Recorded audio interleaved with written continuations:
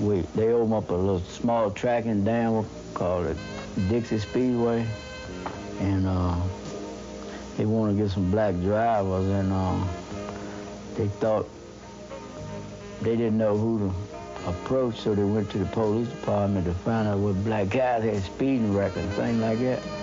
So they told them they want somebody to drive a race car to see me. So that's how I started racing. As Matt told us earlier, trying to become the first African-American driver since Willie T. Ribbs and join Randy Bethea and the great Wendell Scott. He did he drove the car exactly what the car wanted him to do. He got out early. It looked like a little tight, but he kept in the throttle and he got a good lap. And wow, way to go, Bill. There you go. Woo-hoo. That's his wife. That man, Tony Schumacher, wins. He is the champion for an 8th time.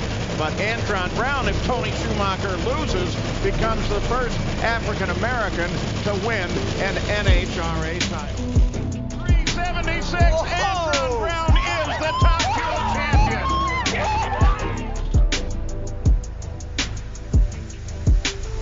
These need to be the best 7 laps of Darrell Wallace Jr.'s life. That was a good first part of it right there. Turn number 4. Darrell Wallace Jr. is going to get his first win in the Camping World Truck Series. His final time through 3 and 4. He's going to do it. Bubba Wallace wins at Kansas. Ready. What they gonna say now, baby? Let's go! Record is equals. Lewis Hamilton wins the Turkish Grand Prix and is a 7-time champion of the world. Get in there, Lewis. What a way to do it, mate. What a way to win your 7th world title. Anyway, you ready to hop into it? Yes, sir. All right, man. Well, now everybody gets to see how the sausage is made a little bit. Welcome to Victory Lane Vibes. We're your hosts. This is with the Moses. I'm back this week for 1 week only. But you're back with Carl this week, Vontae and Jarrett, and excited to be here. This is I won't say it's a rare occasion because this has been the wettest NASCAR season I can remember, where we've got a Monday race and a Monday recording. Vontae, Jarrett's making kind of a face. Man, look, we gotta be professionals. It's 9:30 Central Standard Time. Yeah. So it's been a long day for a lot of us. I started my day in a different time zone than what it is right now. So, yeah, man. So New Hampshire has come and gone. We had SRX earlier this week as well. I guess that's the first SRX event this summer, right? The first event of the season. Yeah. Man, what in true Denny Hamlin fashion for him to just win the opener and be such a bummer, man. No, I'm kidding. But it was, it is called Denny won SRX. Even though I'm sure the fans will have, just there was one thing the fans will say, oh, you can win SRX, but you can't win a Cup title. So that'll be, just another thing to add fuel to the fire. I'm going to the SRX on like I-55, it's like St. Louis or something. I think it's like in Missouri. Yeah, in August. Shout out D Good in 24 Gaming, because that's my buddy. He reached out to me. He was like, "You want to go?" And I was like, "Absolutely." Even though I have no clue really what SRX is, because I've not managed to watch a single one. So I just can't care. I really can't. Nobody in that series interests me besides like 3 or 4 people. So, maybe Ken Schrader, but I don't know if he's doing it. But anyway, so we had the Cup race delayed to today, but before that we had the Xfinity Series race. What did y'all think about that? I'm gonna go first. All right. So I didn't really watch the race that much because I was at work. You went first. But man, what is going on at that race? It was like a caution fest. Like you got then we had, not only that, we have a whole pile up at New Hampshire. I think it was Austin Dillon one that started it. I'm assuming. It was huh? It was, yeah. I watched the video. That was Austin Dillon that started it. I'm not surprised. But anyway, though, like the whole pile up, everybody just racing out their minds, and then Cole Custer wrecked somebody. I'm like, bruh, what are you doing? And then John Nemechek won his third back-to-back race, or it was second. It's his second back-to-back, right? I think so. I think so. Yeah, second. This season has been just a Dud. I don't know that anything has stood out to me in the Xfinity Series this year. Because where were we? So last week we were Atlanta, and the week before that was Chicago. Chicago, yeah. And then Nashville. So it was just two straight because before the end was Custer and Allmendinger. So shout out AJ. My boy. Jared, what'd you think of the Xfinity race, man? I mean, they just genuinely put on a really good show. It sucks that another Cup regular decided to bend the results again, but whatever. But yeah, just shout out John Hunter Nemechek. He's definitely proving after the whooping he put on them Saturday, he's definitely my championship favorite.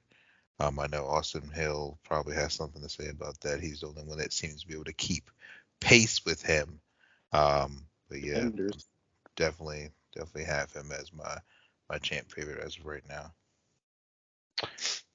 I would absolutely say that John Hunter is my Xfinity Series championship favorite.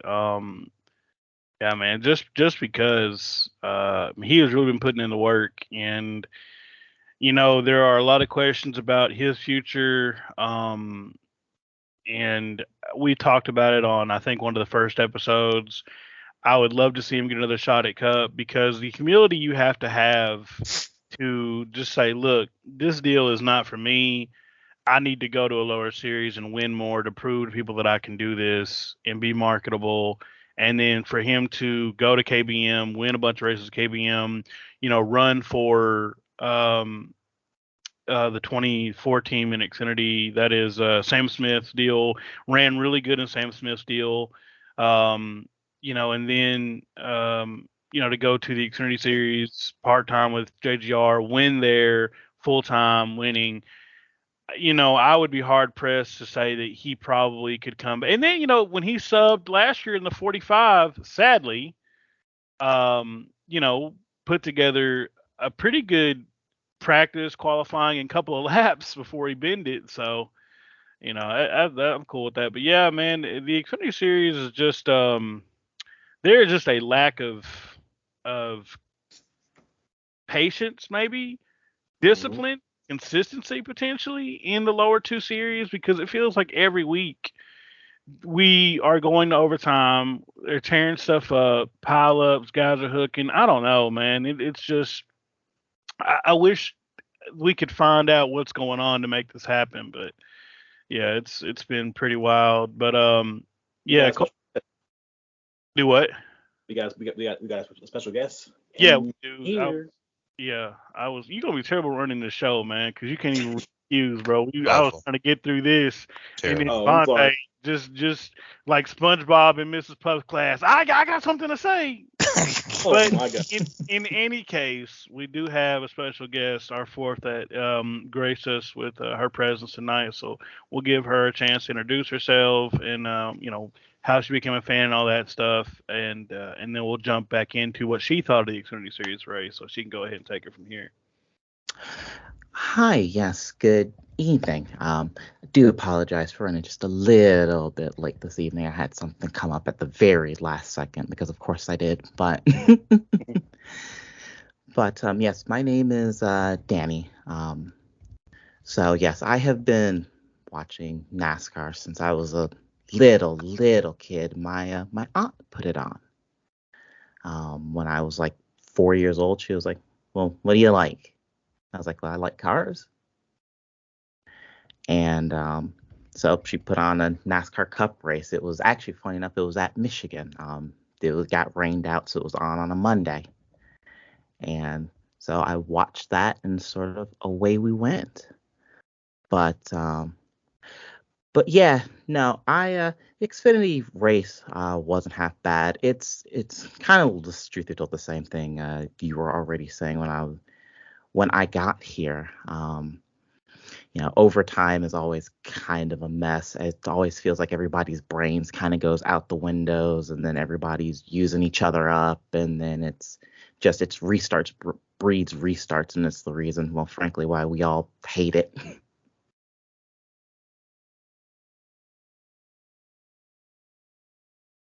Agreed.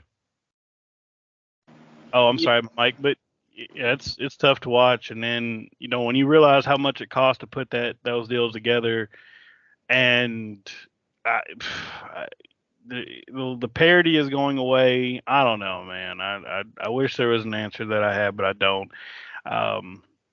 Yeah. Cole Custer and Sheldon Creed had an incident at the end right there, and apparently, did they have a discussion post race? Because I feel like there was a picture somebody took of the infield where the 00 pulled up on the 2, or vice versa, about that. Did that happen, or am I just imagining that? Did I'm imagining that I saw that? I have to go back. I'll have to peruse Twitter really quickly. I do remember something very similar, but I don't remember who that was involved in that. Right. Monte, you're going to say something? No, I'm cool. Okay. All right. You ever seen Joe Dirt? He's just quiet now. I can't work with this guy, man. I'm trying to get jokes out of him. I can't work with this guy. Trying to get jokes Joe up. Dirt. Yeah. Really? Well, because in Joe Dirt, he's like, yeah, I'm cool. And then Kid Rock character, who middle finger to Kid Rock, but Kid Rock's character is like, no, you're not. Anyway, hey, look, man, I'm old, man. That's all reference. Oh, that do me dirty, man. Hey, look, bro. But yeah, so John and Nemechek knocked out another win. Let me ask you this real quick. We'll move on. Who do y'all even see as a Final Four in Xfinity? Let me go first. This might be a shocker. Riley Hurst.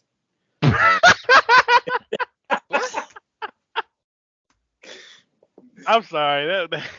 Did you just say that with a straight face? Yeah. I could. You know what? Okay. As much of a fallacy as I could see it. I could see He's consistent. The dumbest of things happening at Martinsville or at the Roval, and somehow he make it through. So you know what? Crazier things have happened. If he do make it in the Final Four, I'm gonna laugh at both of y'all, especially you, Carl. So he ready. Look. But I'm gonna say Allgaier, but no, I'll take it back because he been off lately. But obviously Nemechek, Austin Hill, Riley Hurst, obviously. And I'm last person I'm gonna say is I'm gonna say my boy Josh Berry. All right. John Hunter Nemechek will make it. I feel like maybe Sammy Smith can stop wrecking people. Maybe he can sneak in. Riley Herbst is not far-fetched. I know I was just laughing at it earlier, but he's a much better teammate than Cold Custard. So he'll put on for Ford. And then I have Sheldon Creed as numero cuatro. Wow. Interesting. I can see that.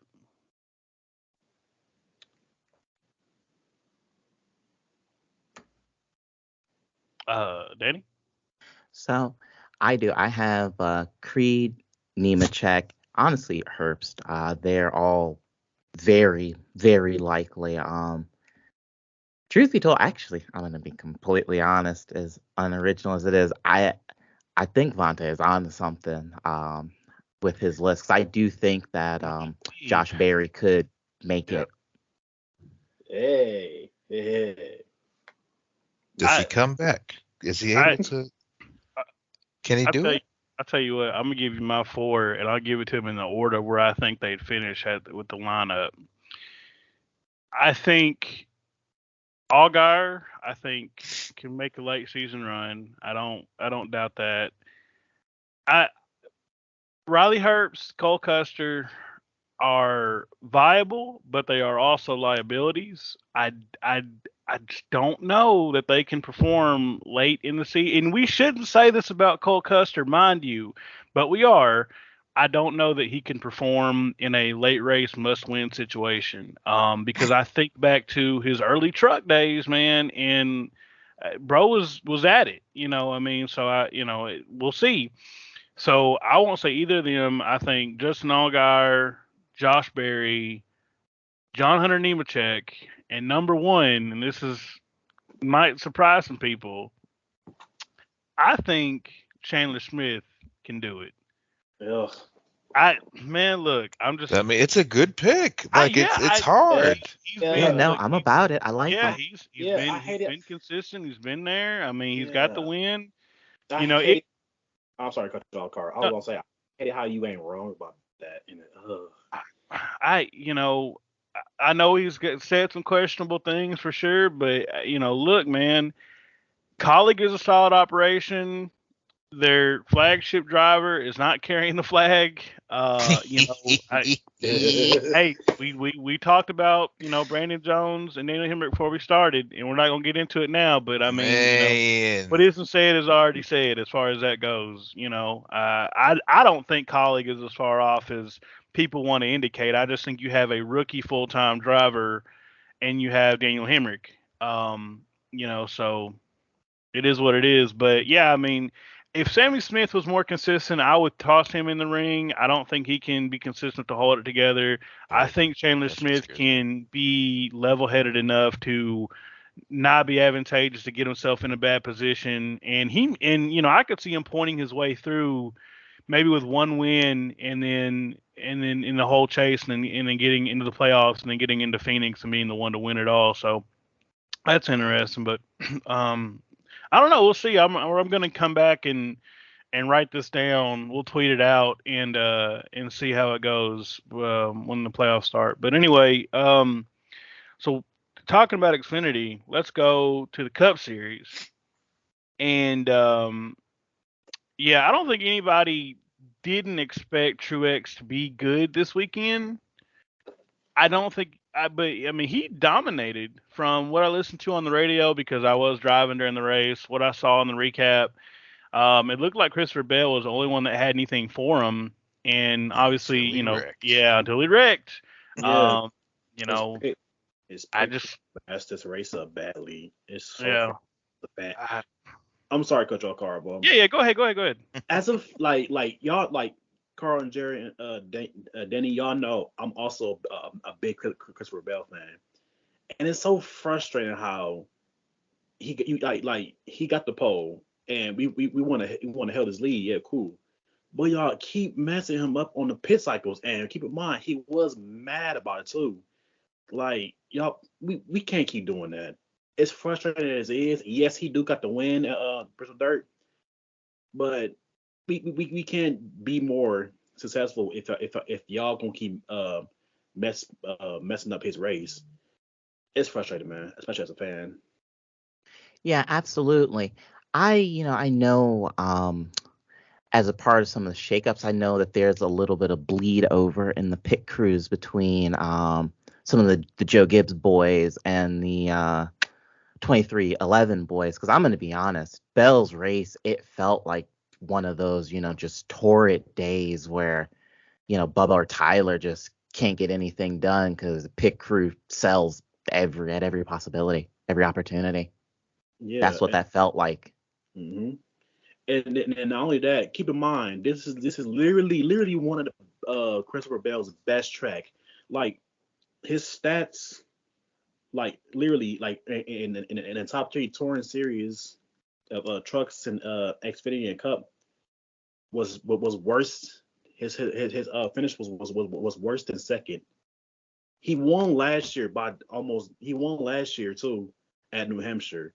So me thinking to myself, oh, this gonna be an easy race for my boy Bell because he won this track. He's so good at track. No, ruined. But oh well, it is what it is, I guess. Yeah, I mean, JGR as a whole, I feel like has to do some self-reflection. I feel like they can't have all 4 cars fast. Truex, they were on it. This kind of track suits his racing style. He had a rocket ship the whole weekend. Christopher Bell, we touched on it. Really the only one that could touch him. Ty Gibbs is going to Ty Gibbs. And then, Denny had a great day. He bounced back from starting in the back. But I just feel like they can't have all 4 in the top 5, or they can't have all 4 in the top 10. One of them always does something stupid.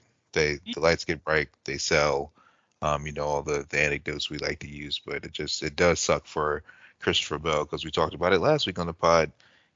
The last time he finished outside of the top 2 in New Hampshire was like in 2017 or 18 or some crazy kind of stat. Don't forget. Yeah, but his worst. I'm sorry, Control too. Like his worst finish was 2020, and that year he was in a LFR car. Sorry, keep in mind it's a terrible car. I'm gonna be honest with you now, but he was literally sixth in that race. Blew a tire. Went back a tail end in the field. Came back up 14th. Blew tire again and ruins the race. That besides this race, that was his worst finish before this year New Hampshire race happened. Yeah, I wanted to hit on that real quick. I saw the funniest thing earlier. I guess it was late last week because my week's messed up. Where NASCAR and NBC had posted on Facebook, and they were like, look out for Christopher Bell. He's only finished outside of the, he's outside of the top 2 like once or twice, right? And then somebody was bold enough to comment, and they were like, well, in 2020, he finished 22nd. Well, okay, there you go. You solved the math problem. I hope you feel good about yourself. You figured it out. Right. There it is, red herring. Like, golly, man. But yeah, he is really good there. But yeah, Jarrett, you're onto something. I don't think. So how long have they been 4 cars? 2015, right? 2015. 2015 when they got Carl. When they got Matt, or when they got Carl Edwards. When they got Edwards, because they got Kenseth in 13, and it was the 11, 18, and 20. So let's say they've had the Hendrick problem, and I really wonder what the reasoning behind this is, because I look at the biggest 3 organizations as far as car count since I've been watching have been Roush, Hendrick, and Gibbs right behind them, as far as competing for wins, right? And don't forget Penske. Don't forget Penske. I do forget Penske all the time. That's sad. I was thinking I saw somebody with a discount tire hat the other day. And I was just thinking to myself, I was like, man, if Austin Cindric wasn't a Nepo baby, like he would be he'd be in the Xfinity Series with Ryan Sieg's team right now, man.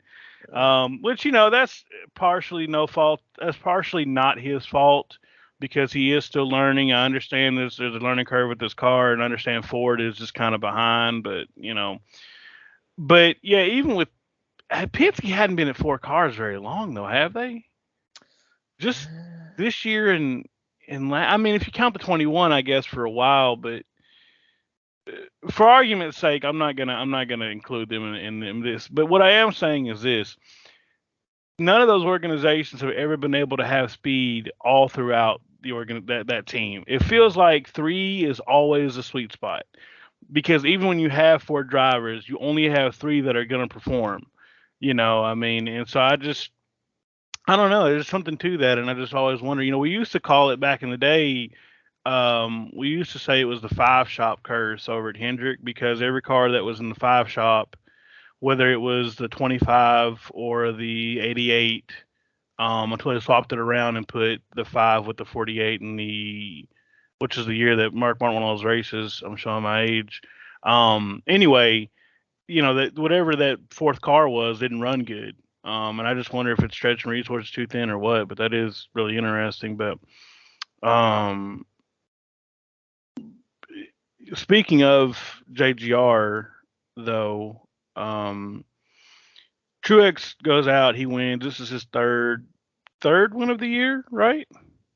Yes, sir. Because he won Richmond. I believe he won.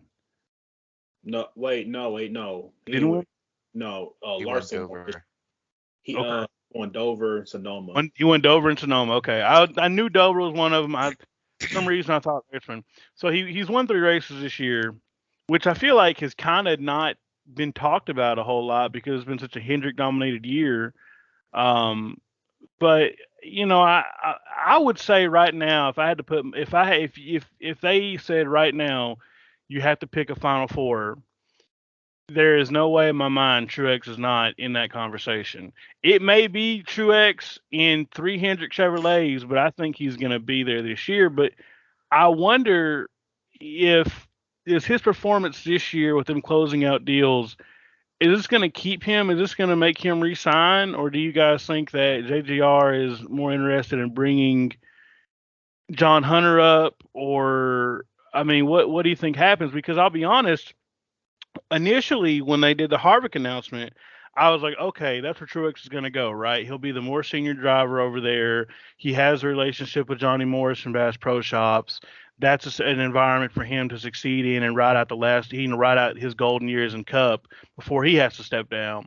Obviously, the situation has changed now. So, number one, I mean, what is even open for him to go to? But number two, I mean, I think if performing at this level, why quit? Yeah, I don't see him going anywhere. I mean, I know there's some chatter that Amarola might be gone, but moving to the 10 would absolutely be a backward step. I have no clue why he would take that move unless for nothing other than a change in scenery. I think he's going to stay put. I don't think neither Truex nor JGR are going to make any moves because they are doing really, really well right now. I mean, I see him stepping away because it could be a situation where, as a driver, I would want to leave on a high. So if I won 3 races this year, I make it to the round of 8 or round of 4, potentially could win a championship. If I'm at that level, if I'm at that point, well, I'll come back. I can say I left it all out there. I had a great performance, and I'm good. Whereas on the flip side, Bacon Boy isn't doing anything. Will never do anything. He should have went home last year, been a father to his kids, but he got roped into being it here this year.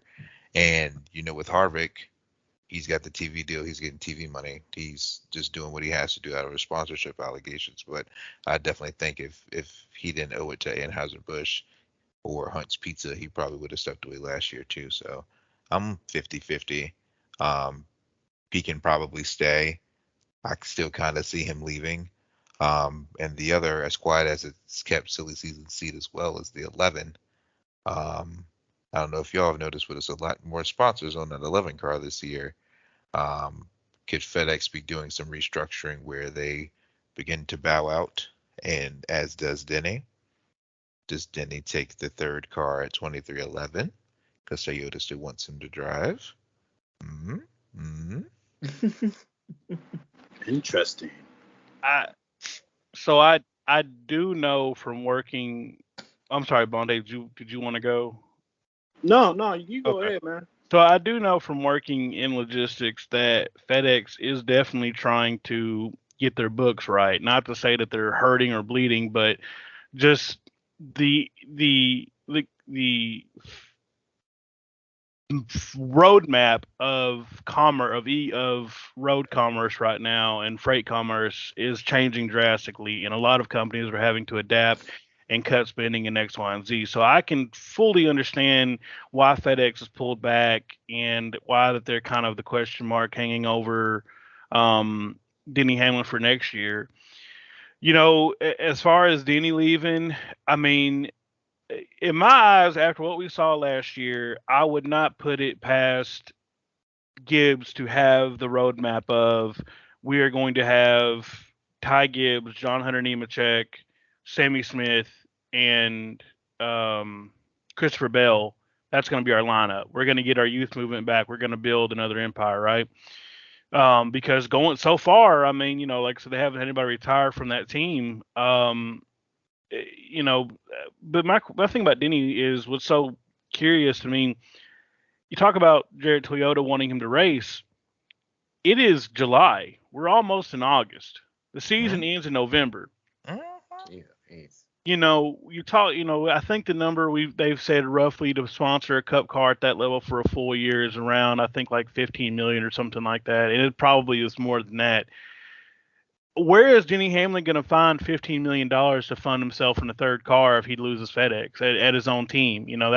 That's a question I generally have. I mean, is 2311 enough of a marketing machine that they can find that kind of money if he wants to go over there? Yes. And the reason why I say yes, he at least has one sponsor. He has Coca-Cola because he's a Coke driver. He'll get a primary out of them. He's building a $16 million race shop. He's got to have the money from somewhere. I know Toyota will probably jump on the car. Toyota has their B2B deals. They'll have Yahoo. They'll have SiriusXM. He'll have the Toyota Care car. Right. So Toyota throw him some money. You just got that deal with the car that whomever was sponsoring him this week, some tire place. That's got to be some money laundering. That's got to be money. That's a Gainbridge sponsorship right there. That's another focus factor. That's another Embrace Loans. That's some stuff there. But I feel like it's Denny Hamlin. He may not command the contractual money that Kyle Busch did. Denny could probably take less of a cut to get sponsors on his car to get him, raceable equipment, so he can have a ride. I don't think he's done driving. I know he said within his 5-year plan he's going full owner mode, but I don't think he's there yet. But I still think part of him would like to, have his swan song, him race for his own team, him get a banner for his own team. I think that would probably be cool to him. Maybe him and Mike have something worked out. He's a Jordan brand athlete. Jordan can probably jump on the car too. Like I said, there's some money out there for Denny. I don't think he finished his career with JGR. Yeah, I don't either. I think last year, and I'm a Kyle Busch fan through and through. I mean, from day one almost. When he started in the ARC series, came up. But JGR showed their hand last year, as far as I'm concerned, and they've shown their hand before because we look at the deal with Matt Kenseth and with Eric Jones, and we said, okay, well, it's questionable circumstances. Sponsorship money wasn't there. The drivers, Matt Kenseth, the year that he got replaced, only won Phoenix. Eric Jones was not having the consistency needed, and we said, okay, there are some variables at play here. You have Kyle Busch, who won your first Cup race for Toyota. He's won 2 titles. He's won 50-some-odd races for you in this car. And, yeah, he had 2 kind of down years in 20 and in 22. But for them just to, kind of fold like they did and pretty much, from what we've all been able to gather, come to Kyle and say, look, you take a cut in your pay, and we'll put together some partner deals, or you find a sponsor that's going to pay what Mars was paying. And Kyle Busch, rightfully so, was like, I don't deserve to take a cut and pay. This is y'all's deal. Let's figure it out. So I think they've shown their hand. It is not out of the realm of possibility at all for him to go to 2311 next year.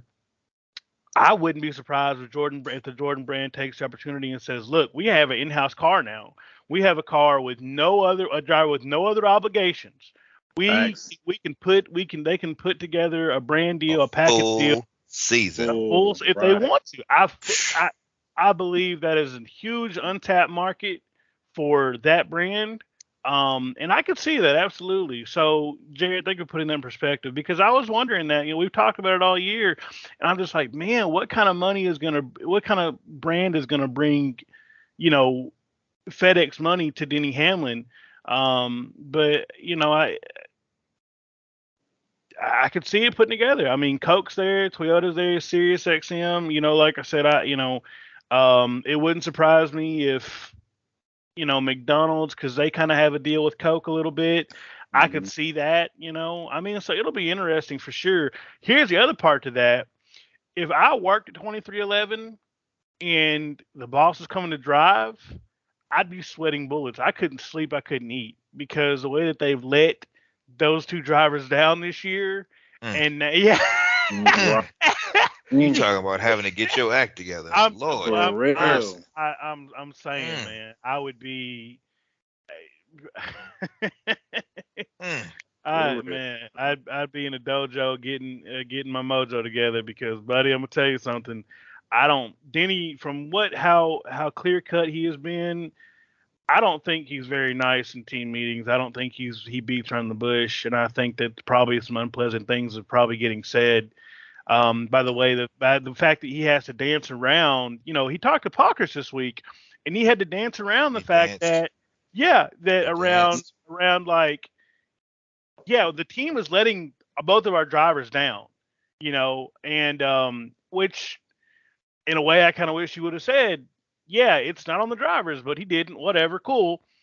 But I know that he's trying to put off, like, hey, though we've had meetings, those guys know X, Y, and Z, but I know that he is probably pretty, I won't say furious, but probably pretty steamed over that whole deal. And so I would be terrified if I worked there and now I hear that Denny's going to drive our third car next year, because I'm sure that they can probably put together some kind of deal for a charter. Wouldn't be a problem. Where cars have needed to lose their charters forever. So, figure that deal out. I don't know, man. But yeah, that is a great outlook, Jared, honestly. And like, just to take it a step further, it only has to be technically for one season, because the new TV deal is still constructed and working. And if the teams get what they want, they won't have to rely so heavily on sponsorship anyway. Mm-hmm. And then the other caveat, say then he does stay, and Toyota's like, no, John Hunter did his time. It's time for him to go back to Cup. He can just drive the 67. 2311 really doesn't lose. Bubba's the quote-unquote elder statesman, even though he's not that old. But Denny might get greedy and say, hey, Mike, make the call. Yeah, I mean, that was really where I've been thinking, like, a lot about where does John Hunter go? If I'm an owner and I'm seeing a driver that is willing to do what he's done to make himself marketable and attractive, I don't want him at Gibbs next year. I want him with me. That's why, like, when the 4 was open, I said, man, John's got to be in the running for that. Didn't happen. There was some mentions early in the year about a third Trackhouse car. Got to be John Hunter. It hadn't panned out. There is a Toyota connection and there is a Legacy connection. We could see something there. Mm-hmm. Yeah, I mean, and we could see something Legacy there. Right. And obviously, if I'm Denny Hamlin, me and Joe Gibbs sign a deal, I'm there for 2 or 3 more years, cool. I'm also going to go and say, look, let's put some money together. Let's put John Hunter in the 67 next year and be done with it. Let's secure that. Let's get Mobile One on our side, because at the end of the day, I know that Steve and Denny and Mike all have to be thinking we have a very good opportunity to leapfrog JGR as the top Toyota team. And I think that that's got to be in the back of their minds, and it should be. It honestly should be. Mm-hmm. So there's that, for sure. Speaking of Truex coming back and everything, God, what else was I gonna say?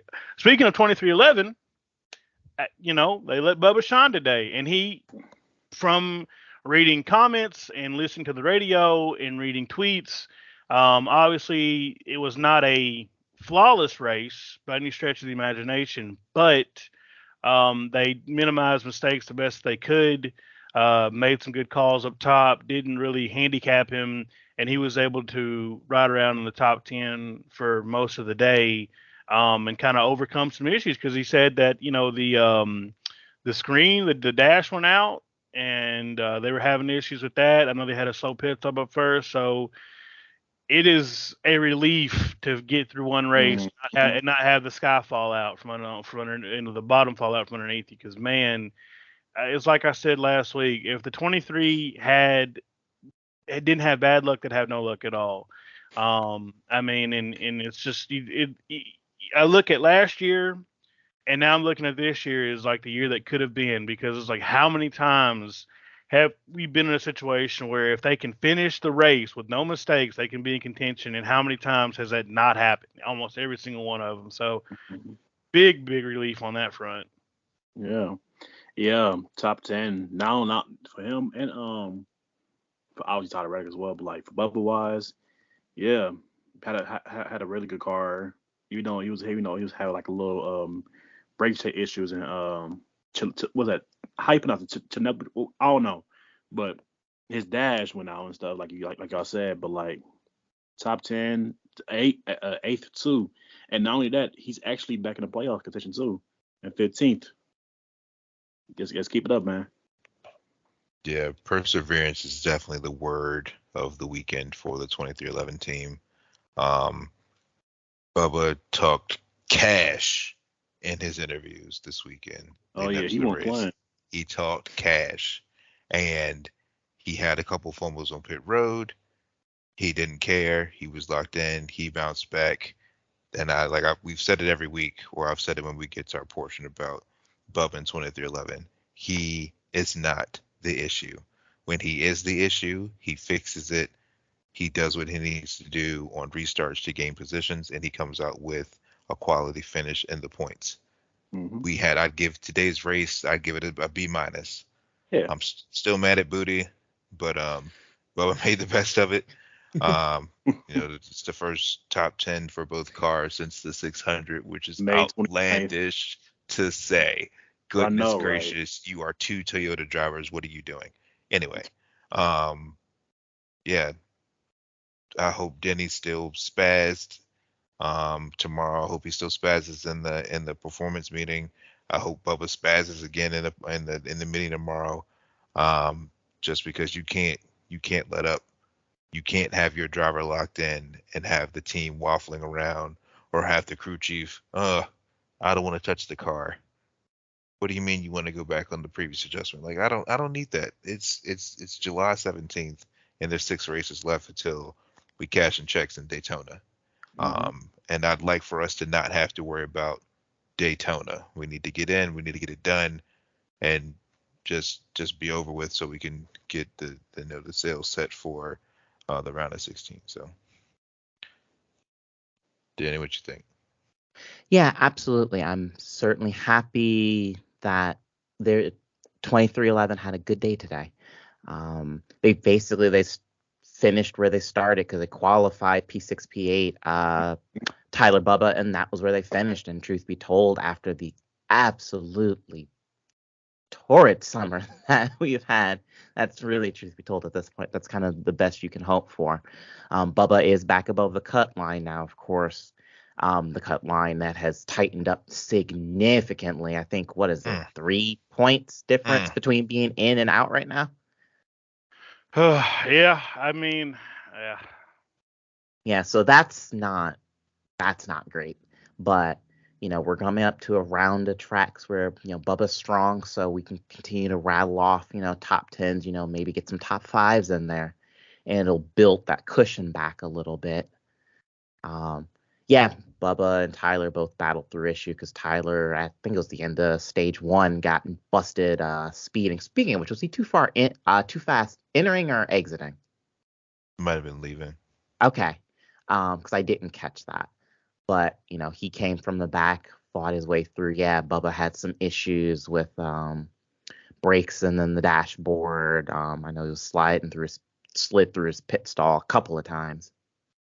and ultimately still ended an okay day. Yeah, as I'm sure you guys have talked about it ad nauseum, and as certainly in the group chat we've beaten that horse to death. But I don't love Booty's strategy calls, but they're awful. I'm sorry, they are damn awful. yeah, but today it went okay. So he's just got to keep applying pressure in meetings, in the car, outside of the car, and I think we can get somewhere. Because yes, I do not want this to come to a basically win and end scenario. Yeah, I mean, Vontae, are you going to say something? Yeah, real quick. Okay. I don't say like, Bowie got to make better calls because Poconos is Sunday. We got to kill it because last year at Pocono, I mean he had some terrible calls, but we end up finishing 8th in the race, so that make up for it. But if he could need to change, like make more good calls, but like for some reason, Smile today was actually pretty okay. Gotta say. I mean, today was okay. It was great for me because it shows what I think we've all known all along is that he's putting in the work. He isn't wasting this opportunity, and he just needs the team behind him, right? Because the thing I want to point out, you go back to as recent as 2020 and even 2021. If you would have asked me going into 2021, Carl, where do you think Bubba Wallace is going to be good at and have a chance to win it? I was like, well, maybe intermediates, definitely plate tracks. So for him to turn that around, run good at Darlington, run good at Wilkesboro, ran good at Pocono last year, ran good at Loudon last year, has run great on the intermediates. I mean, we've beat the road coursing to death. I don't care about it. I've made that point known. Look, yeah, it's 6-7 races of the schedule. We still got a whole other chunk of ovals to go. It doesn't matter to me. So what I love the most about what we've been seeing is that he's put in the work to make himself better to perform at this level. They just have to let him shine. They have to be able to provide him with the opportunity to show this. You have limited practice, limited opportunities to make up for mistakes. Put the whole thing together. Show up, make sure the car isn't broken, qualify it, run the strategy you see your Toyota teammates running, and just let him do the other part of it. So that's really solid. I'm happy with that result. I was hoping for a top 5, but with the issues they had, I will gladly walk away with an 8th place finish and be happy with that. So that's definitely something great. But you talk about good days, talk about bad days. So, man, man, a year ago, I probably was not the biggest Noah Gragson fan. I've been off and on for him forever. Because it's like, man, this kid has talent. He's really cool, laid back, and then he like says something stupid, and I'm like, you know what, man? But how about we say no to no but no chill, man. He did an interview late last week, and you can just tell, man, he is just really just fighting through it, and I know that he is hoping for a light at the end of the tunnel because last year when they made when they made the announcement, we were all like, okay, 2023 Ty Gibbs versus Noah Gragson, who's winning? And a lot of people said Gragson already has a Cup experience, which he did, and he did run good with the Colleague cars last year. He's going to outperform Ty Gibbs. And Legacy has not only dropped the ball, but they've deflated it. They've deflated the ball. I mean, they returned the ball to Walmart. They've not just dropped it. And, for whatever reason that may be, hey, we don't know. But I personally, and you guys give your opinion on this, I hope he sticks with it. Noah's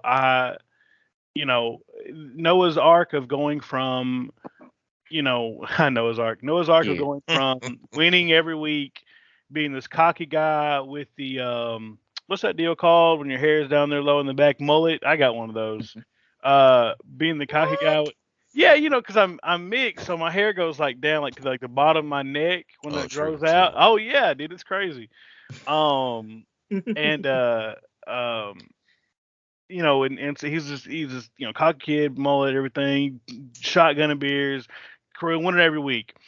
And then he goes this year, and he's just like wanting to get to the checkered flag as soon as before they even start the race, And I feel for him, but I believe that this is a humbling experience, and it's going to make him better because look, they've had to walk through hell together this year. Next year, they get some shiny new toys. They get the access to the Toyota Sim, all that data. I think they'll show up to play next year, and I believe Noah is capable of pulling himself out of this place and going into a position next year where they can be a lot better. I hope.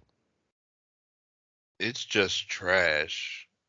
Like your rookie season, you're driving for a lackluster team with a manufacturer that literally does not care about you. But to have to, like, he can't even enjoy his off season this year because as soon as they, give Chevrolet all the cars back after Phoenix, it's deep dive into Toyota. It's learning all Toyota stuff. It's learning how Toyota sets up the car and the engine tuning and the dashboard. And like, they're going to be, I don't know if they're going to be JGR affiliates as well, but they're going to have a host of things that's going to be shiny and pretty and new for them. They have to build the new cars. It's just going to be a whirlwind for that team in the off season. So, I mean, you'd like to think they jump in at Toyota and they're automatically competitive, but it might not be that easy. What if this is year 2 of trash from Noah? That's a possibility as well. Yeah, absolutely. Well, we'll kind of have to see what happens. I feel bad. His funny enough, actually, I think his interview after Gateway, I think, was particularly illuminating. He said it. He's like the off season can't get here soon enough. Yeah, it has just been an absolutely horrendous season. Word. Oh, go ahead. That's a $5 word to call that illuminating. Bravo. Oh, thank you. Nobody else would have been able to think of that. That's perfect. I just wanted to commend you on that. Yeah, thank you. But yeah, it's when you said the offseason can't get here fast enough, everybody, was blaming that on, the fact that he had obviously suffered a bit of a concussion. But I think that was just him saying kind of the quiet part out loud, frankly. I agree. Yeah, I think he is having an absolutely horrific time, and he's just like, oh my God, like you said, he's dreaming of checkered flags, before they've even gone green and turned a lap on Sunday. Yeah. Mm-hmm. Yeah, it's just I would be interested, to know, and maybe we'll learn some of this maybe, a few years down the line after Legacy gets comfortable with Toyota. But I would be interested to know why, even though ostensibly they have greater backing than they did a couple of years ago, why they seem like they are just so far behind the curve. Like, it's genuinely almost embarrassing just how bad Legacy has been this year. I think it goes back to the whole Toyota coming to RPM deal, because as quiet as it was kept, they were probably like 6 hours away from being a Toyota team, and Bubba's staying with RPM and everybody happy-go-lucky. Whoever blew that out of the water, whatever happened. We are where we are now as far as a team lineup and the charters, but I think that maybe that proved a disloyalty to Chevrolet, where they're like, oh, y'all just gonna jump ship after we just got y'all when y'all got Bubba. Why? And just like started pulling stuff back from them since they already had intentions of changing manufacturers. Maybe they were like, well, you already clearly had it in your head that you don't want to be with us, so you get the bare minimum until you're gone. Well, let's table that real quick. You talk about loyalty. Chevy was not bending over backwards to help them, Nope. Right? They were getting second string RCR stuff. They were on the RCR campus. Colleague came in and got a better deal than they did, right? Which obviously, okay, funding is a part of that, sure, whatever.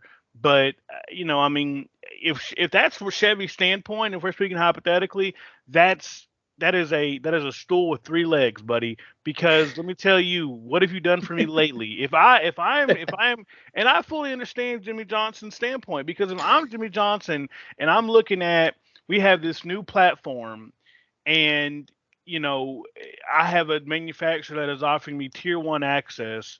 What has Chevrolet really done for me in this organization that makes me want to like dig my heels in? And people can argue and they can cry till they're blue in the face about, well, Jimmy is a career Chevy driver. Well, now he's a owner. It's a different ball game. You have to perform. So, I mean, it's whatever. But I think that whatever we're seeing with Legacy, I don't think is as much of a Toyota deal. And David Wilson did, to his credit, say we are still committed to working with RPM in the future after the Bubba deal fell through, right? So obviously that conversation was there. But if we're seeing it with Colleague too, where they were there last year, they had speed. We're seeing it with the Fords, and I'd be interested to know like what data are these top teams, is Hendrick so privy to that a team like Legacy is not getting, or the parts that they're not getting, that it's causing this issue? Because honestly, for NASCAR to bring out this platform that costs double what an old Cup car costs for parity's sake, and then the second year of it running, you have the big three once again running away with it, and then you also have Steve Letarte pissing me off, saying that, oh, well, the teams don't need an hour of practice because the top teams are in the sim, as if that somehow makes it better. Shut up, Steve. Like, if I'm being honest with you, it just, look, Legacy and Jimmy Johnson owed Chevrolet nothing.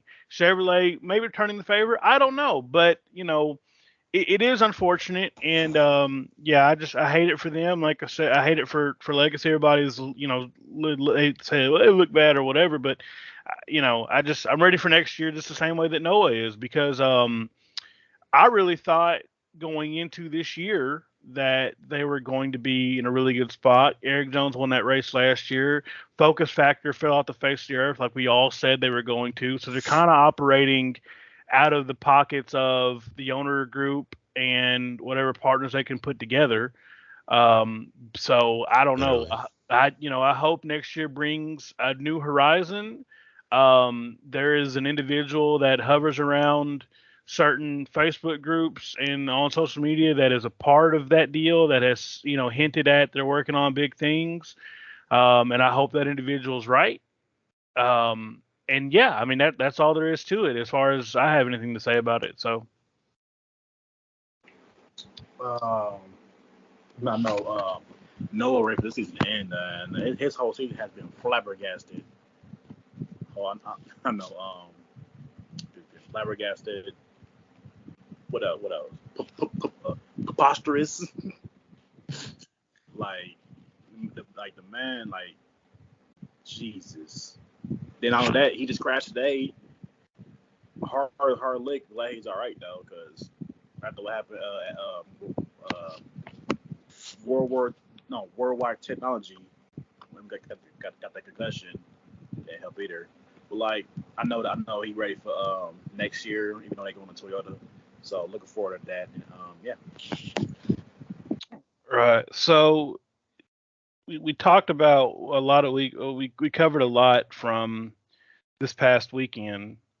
But while we still have Pocono to look forward to, which I'm excited for Pocono, I think it put on a pretty good race last year. It's a nice mix of a intermediate for this car, so that's pretty cool. Are all three series back next week, or is it just Cup and Xfinity? Trucks. Okay, so it's Trucks and Cup. I think it's Trucks and Cup. No. Is Xfinity in Pocono? Yeah, because Justin Allgaier, I think he's running he's running the Reese's scheme. The beautiful Reese's scheme. He's running the Reese's scheme. Absolutely. Better weekend. Yeah, there you go. I wish that was a diecast, man. I'm sorry. Man, yeah, it is kind of crazy how that worked out. Well, so while we're gonna look at Pocono, we need to look even further ahead to Indy. Very excited about that. With Kobayashi and the 67 and the latest edition of Brody from the V8 Supercars, Brody Kostecki, which I can't wait to hear NBC just butcher that for whatever reason. Is going to be at the Indy Road Course with RCR. Super excited about that. I think that's a great opportunity. And we brought it up a couple weeks ago. We talked about Chicago, and I didn't buy into it then. I just really was like, look, SVG is that guy, But I am kind of curious, this car, as much as I hate it, I'll say that it does lean itself to obviously the V8 supercars as a sister, and then some of the GT3 and GTLM settings as well, in a sense, as like a cousin. So this car, I think, is more universal than we've had in the past. With that in mind, because last year, the first Project 91 race, we saw Kimi Räikkönen hop in the car and run, run in the top 20 in the 91. So I wonder if you guys think, are we going to see a resurgence of ringers now with this car being the way it is? Oh no, sorry, but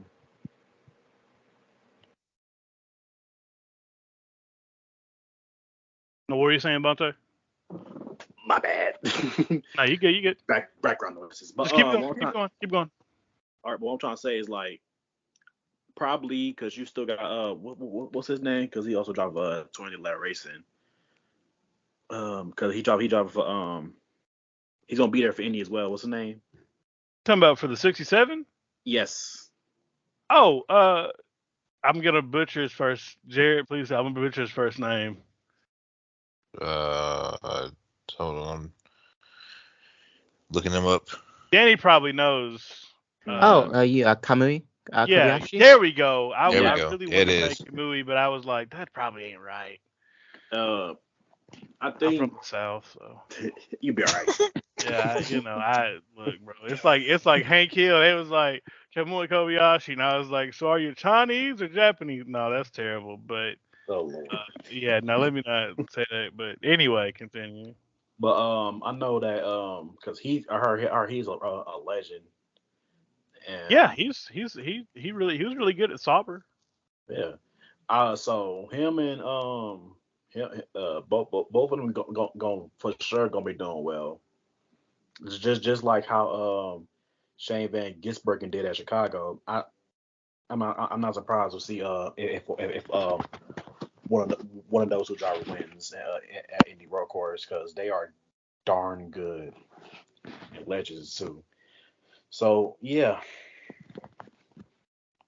Yeah, I definitely think Brody has a shot, as it's been talked about really through the whole development of this current generation car. It's kind of a close cousin to the current supercars over there. So it makes perfect sense that Shane did as well as he did, and I could see Brody doing very, very well. Now, interestingly enough, Jensen Button hasn't done particularly well. And Jensen, by and large, has been pretty quick in everything he's driven. I mean, he was the 2009 World Drivers' Championship in Formula One. He's done GT cars, but the few races, because he was at Coda too, if I remember correctly. And it's not been great. So that makes me a little nervous for Kamui. Now, granted, Kamui he was around. Well, granted, actually, the Indy Road Course is a little bit different from the old Indy GP circuit, but point is, this Kamui does have experience at Indy at a road course configuration, so that could help. But yeah, we'll have to see. Actually, it was out of one final thing. Who was I don't remember offhand. Who prepped Jensen's car? What team was he with? I think it was Rick Ware, but I think SHR did it. Yeah, because it was a Mobile One deal, which, you know, the Ware cars have been out qualifying some of the SHR cars. He might have been better if he was in house. Yeah, I mean, I'm looking forward to Brody, and the only reason why is SVG said the top 10 in supercars can come over here and do the same thing I just did. Well, guess what, buddy? We get to see. Yeah. I want to see if Brody is about that life. I am gonna take a little gambling action on him just to see if he actually does prove us right. Hey. But I like it. I mean, Yeah. this is what NASCAR used to be. We used to bring the ringers in on the road courses, and the road course ringers used to win. God, Butch Letzinger, Josh Verstappen, Ron Fellows, Marcos Ambrose. Marcus Ambrose, who became a full timer. So many fun people, and this eventually just got weeded out because Cup teams really focus on road course racing. So to kind of bring that back now is really awesome. Yeah, speaking of which, with Marcos going full time, I know Shane, his current contract in supercars is up, I think, into next year. And I know he really enjoyed the Chicago race. So could we see him make the switch? It certainly sounds like he's interested. You know, the schedule is grueling. It's unlike any other motorsports. You know, it'd be cool to see, and I'm sure he could probably win all 7 road course races we have. But I'm gonna sit this one out. I don't think that he should make that jump. You know, this car already sucks on ovals if you've been racing them for a while. I can't imagine being a rookie with these things. So I don't know. You know, I'll jump in here, and I'll say bring it, because the group chat always like to talk about road course performance.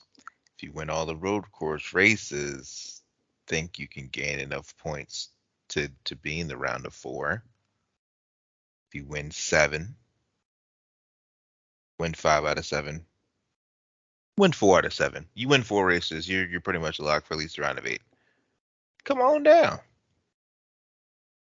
Come on down. We've seen what he's done on the street course, which is something similar to his background. I'd like to see him race a Darlington, like to see him race a Kansas, like to put him in Daytona in the 500, no practice, qualify, run the duels, and go survive. Like I'd love to. That'll blow his mind. I'd love to actually to have people put their money where their mouth is. If you say you and 10 of your friends can do the same thing, how about let's go to Daytona?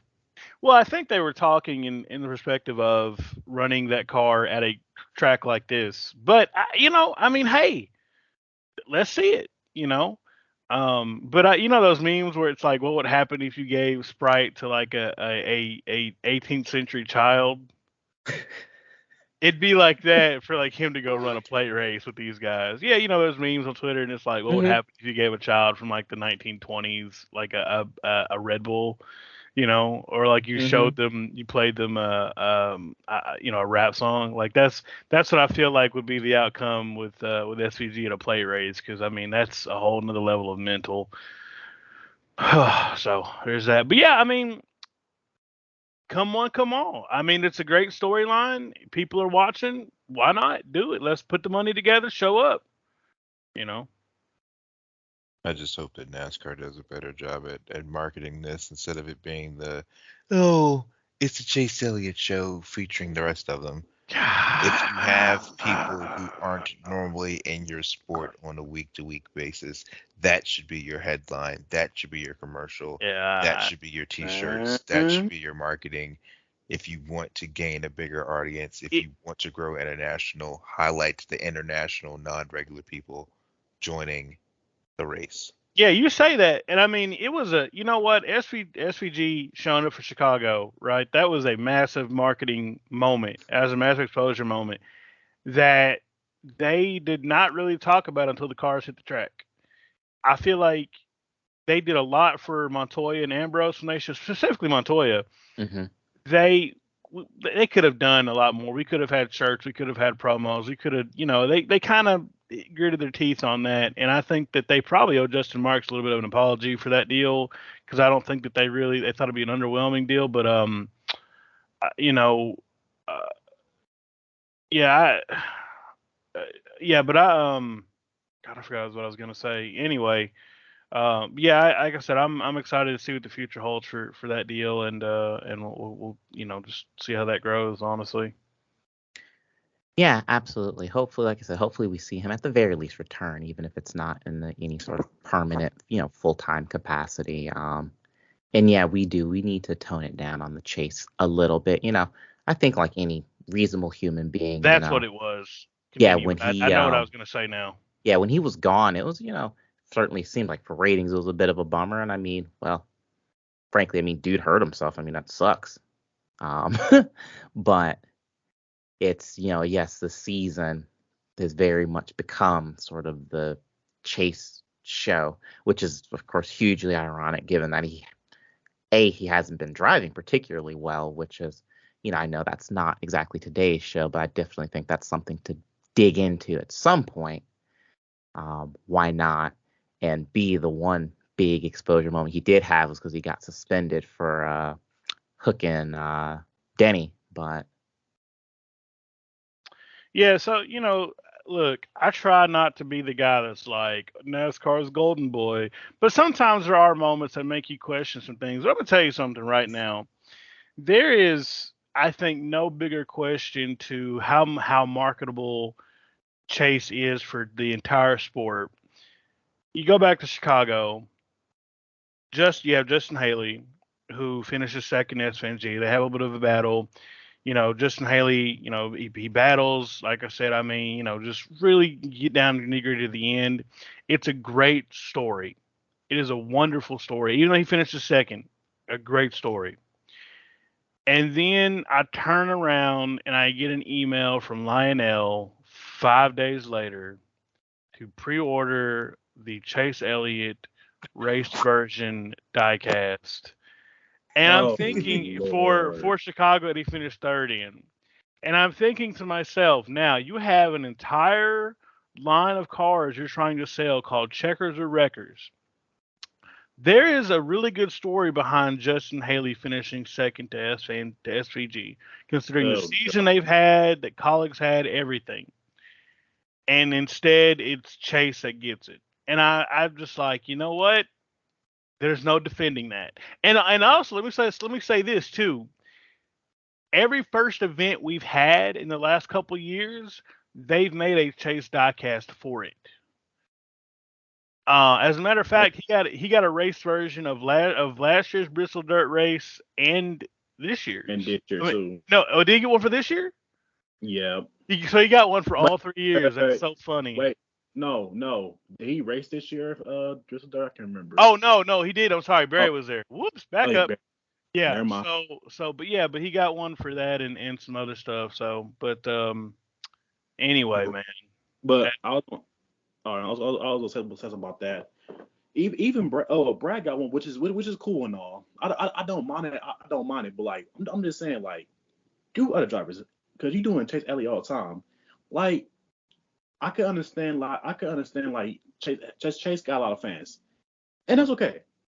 But my God, there are other drivers who literally having the most banged up cars and finish at a good position. Like, not to be biased, but like Bubba Wallace from last year at last Daytona, finished second, nearly won their race, still hurt to this day. But the side of the car, he's missing like a side panel, right? Mm-hmm. Yeah, he missed a side panel from Ricky Stenhouse wreck, and he still finished second in that car. How come that didn't get a race version? Hey man, look, you got to go with what sells. That's just the way it is. Unfortunately. But so, all right, so we got a little bit of time left. We got Pocono this weekend. Let's just focus on Cup, because I think Xfinity and Trucks is a loose cannon right now. I somehow, some way, I feel like even with the Truck Series race, Pocono is always real spread out. They're gonna find a way to wreck with like 2 to go and have like 6 restarts. It's just too uncanny. So we go to Pocono next week. What are you guys expecting? And then I'll go last. Whoever wants to pick it up. I'll go. That's a good question. I think, because say Pocono, I think we're gonna see. I think we'll see a bunch of fast Toyotas once again. So I think we're gonna see them kind of scattered throughout really the top 10. It wouldn't, truth be told, it wouldn't surprise me if they all end up qualifying sort of nose to tail up in those top spots. And I think they're gonna probably sort of command the day. Interestingly enough, we seem to see the Fords come on late. So maybe on race day, into stage 3, we might see the RFK cars start to breach the top 10. I say all of this, and it'll probably end up being another Byron win. Who knows? But would be the funniest thing ever. But that's sort of my predictions, for the Cup weekend. I hope that Toyota brings brakes. Need some brakes. Oh yeah, that too. Y'all hear me? TRD, David Wilson, you on the line? Bring the proper brake package. I don't care that if it creates drag. We need to keep the driver safe. Bring the brakes. Attrition will win the race. I'm expecting a great show. Pocono really never disappoints, no matter what kind of car or style of or package they bring. Pocono always puts on a good race. Glad this is a triple header weekend. I'm expecting at least 2 Toyotas in the top 5. You can do rock, paper, scissors for who's going to win, just because of what kind of track Pocono is. I'd say definitely the favorite going into the weekend is Denny. I'd probably put Bubba second as far as who my Toyota standouts are going to be, but I'm excited to see what the racing product looks like. Vontae on Lamonte. Come on, bro. Really, man? I don't. But I obviously expect the Toyota to be fast and Pocono like I was last year. Oh my God, I'm not even gonna talk about what happened last year. Anyways, though, hope I that feel like Pocono last year was good. No, the race was fine. I'm talking about like the Denny and Kyle DQ. Oh well, hey, I still to this day don't know what the hell a front fascia is, so it don't matter. Man, me too, man. So right, because when Denny won, he did the iconic Steph Curry go to sleep thing. That was so cool. And then he got DQ. I'm like, I woke up for a minute to see he got DQ. I was mad. They took the part that they messed up on and put it on display the next week at Indy. And I'm gonna tell you something. I don't know what the hell I was looking at then. And if fans can't tell what the heck is going wrong with these cars, like by looking at it and go, that doesn't look right. Don't toss them out over that. That was stupid. I feel like NASCAR had a score to settle. I'm not gonna get into it, but that was dumb. And yeah, whatever. But anyway, continue. But like, yeah, so I hope that won't happen. But like, hope that bring that brakes. Hope that bring that doggone brakes this time. Better brakes too, because we can't let that happen after what happened to Worldwide Technology. Ugh. But I expected a good race, even though Pocono was really long. But yeah, I expected I hope kind of get a new winner with my boys. But like, yeah, looking for the race next week. But this Sunday. When you're hot, you're hot. Toyotas have been hot all year, kind of. I firmly believe it'll be the JGR show again. I think Gibbs will be there. Not Ty Gibbs. Not Ty Gibbs. I mean the team. But I think it'll be between Bell and Truex. again, maybe Denny. I would love to see Bubba in the mix for a top 5. I think he can perform and do that. But yeah, man, by all means, please bring brakes, because I don't know if that I can deal with Bubba sailing off into turn 1, or any driver for that matter, specifically Bubba sailing off into turn 1,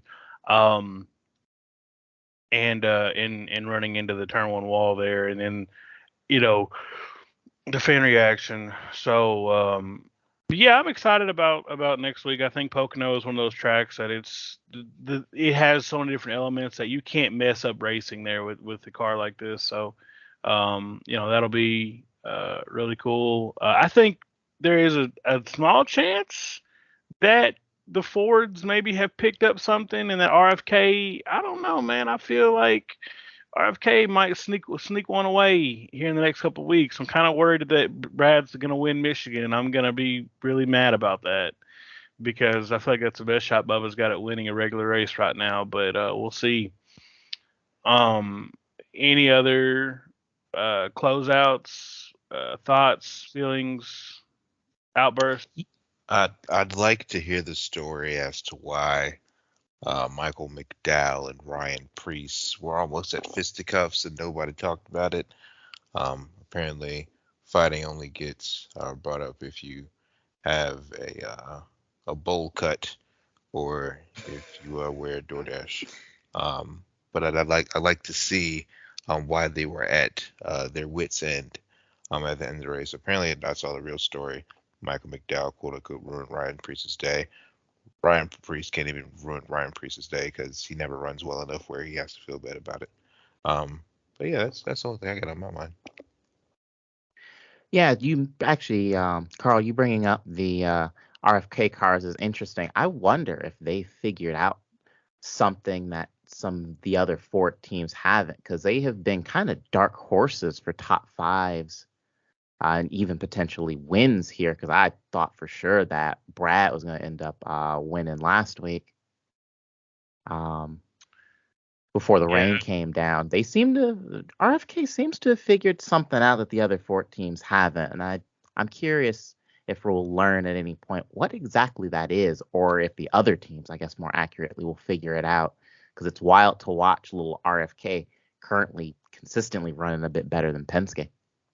Yeah, Brad's the only one that has a working submersible. Let's please. We made it through the whole weekend. Please. I'll say this about RFK. My buddy Larry Mack said it best. I'm not personally friends with Larry McReynolds, but Larry, if you're ever listening, I would love to be friends with you. They're out there on an island, okay, by themselves, and not really, but I think sometimes we have seen a trend over the last handful of years. Sometimes when you are a 1-car or 2-car operation, your secrets are your secrets. They're not shared with everybody. You have more resources to allocate over a smaller pool, and I think you can find speed that way. It doesn't surprise me that RFK is fast. I think, Buescher is really relegating the opportunity to show what he can do. I'm stoked for him. I want them to succeed. I don't like Brad Keselowski, but I want them to succeed. And primarily because people wrote them off. And, nothing wrong with Roger Penske, the multi-billionaire, eating a little bit of humble pie to see, his team with his organization with 2 wins and millions of dollars into that program, and then see RFK to be outrunning, their 2 cars outrunning his 4. So, yeah, I'm interested to see what develops from that for sure. Yeah. Anyways, RFK. No, I was playing. Last thing I'm gonna say is 5 weeks, man. It's like, Bub. I'm trying to go. Like what I'm trying to say is like, Tyler and Bubba were struggling all last month in June, a little bit this month July. For them to get a top 10 since May 29th, man, it's a blessing. And I really hope we keep this up, because playoffs is coming, and we gotta get to work. We is serious. Yes, sir. Yeah, I mean they are. I mean Bubba is serious. He's talked about it. He's been about it. The confidence is there. He knows he is not the problem, and we've said that already once this episode. We've said it the last 4 or 5 weeks, but revisit it. I think we've got good opportunities through the summer. You know, I'll say this right now, and we'll revisit it. The tracks I have circled for him right now, Pocono, Michigan, Daytona, Bristol, uh, Kansas and Texas, as well, and then Talladega. I think, and I said this in our group chat earlier today. Even if we miss out on a playoff berth, which we might, whatever, I still think there is more than enough time and a chance for him to win organically this year, and prove once again that he belongs to be in the conversation. And I hate that we're closing this out on a Bubba discussion, but you know, as Bonte and as Danny and as Jared and myself and Kiana and Art, everybody else has been involved in this podcast, have proved week after week there is so much substance to discussing him that it has to almost always be reiterated. And we can close on that, but I mean that's just what it is. Unfortunately. So there's that. But I don't have anything else to say. Looking ahead to next week. Hoping Raj has some good luck. Big wide racetrack. Hopefully he can somehow find his way around it without getting in trouble. We'll see. And yeah, I mean I just look forward to, you know, what the next week brings. Yes, sir. That's And it. Yeah, with that, absolutely. And that's the show. that's the show. Y'all know what to do. Like, comment, share, subscribe, follow us on Twitter, follow us on Facebook, follow us on Instagram. You can listen to us on Spotify, Apple Podcasts, and now Google Podcasts as well. You have no excuse. Take your time Yeah, and go listen. Yeah, we're all over the place. We're working for you. So as always, thank y'all so much for being a part of this journey with us, listening to us. We really appreciate it. We hope y'all have a wonderful rest of your week. Thank you again. Goodbye. Cue my theme music.